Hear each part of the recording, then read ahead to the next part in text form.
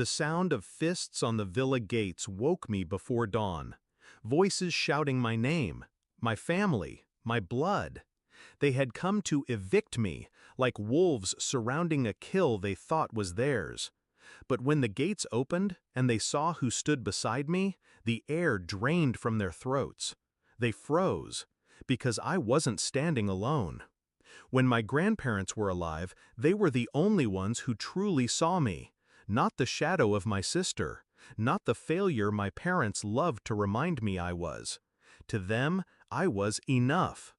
Their villa was where I escaped from the noise of betrayal and conditional love. There, I learned silence was strength, and that wealth was power only if you wielded it without apology. So when the plane crash ripped them from me, I thought grief would be my only inheritance, until the lawyer read their will. My name, only my name, sole heir to their $39 million estate. The room went silent. Then my family erupted.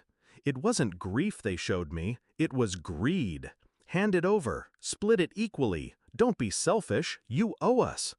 They circled like vultures, pretending their demands were moral, when in truth they were rabid for the fortune they never earned. I refused, quietly, firmly. That's when the masks slipped. Threats, cold shoulders, plans whispered when they thought I couldn't hear. They treated me like a trespasser in the home my grandparents had given me. And the next day they came, united, furious, to tear it from me by force. They expected weakness, tears, pleas. But I wasn't the same child they used to control. Grief had sharpened me, inheritance had armored me, and I had been preparing. The night before, I made calls, strategic ones. I secured my position, fortified my claim, and ensured that when the confrontation came, I wouldn't just defend myself, I would end their illusion of power, permanently. When they arrived at the villa, they found me waiting at the gates, calm, unmoved. Beside me stood the lawyer who held the original will, notarized and ironclad, every clause spelled out, every signature beyond dispute. He was ready to crush their arguments before they left their mouths. But that wasn't all. On my other side stood a man they didn't expect, my grandfather's closest friend, a retired general who had promised to protect me like blood. And behind him, two private security officers, stone-faced, armed, their presence undeniable.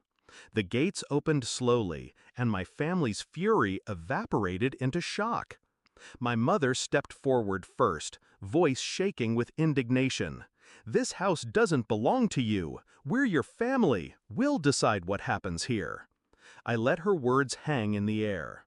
Then I handed her a single sheet of paper, the court order confirming my sole ownership, signed by a judge that very morning. Her hands trembled. She tried to speak, but the lawyer cut her off. "Attempting to remove my client from this property will result in criminal trespass charges. You will be prosecuted." My father blustered, red-faced, trying to summon authority he no longer held. "You wouldn't dare!" The general stepped forward, his voice quiet but lethal. "She already has. Leave. Now." And in that moment, I saw it, the realization dawning in their eyes. They hadn't come to take from me. They had walked straight into their own defeat. They thought blood made them powerful, but blood without loyalty is nothing. They left that morning, broken, scattered, their unity dissolved the moment power slipped from their grasp. The villa is silent now, but it doesn't feel empty. My grandparents' presence lingers in every stone, every vineyard row stretching toward the horizon. I didn't just inherit their fortune, I inherited their strength, their clarity, their ability to cut through noise and see people for what they are. My family thought they could erase me, consume what was mine, rewrite the story. But they forgot something critical. The will wasn't just paper. It was a weapon, and I knew exactly how to use it. So when I stand on the balcony at night, overlooking the estate, I don't feel sorrow anymore, only peace, because the war is over, and I won.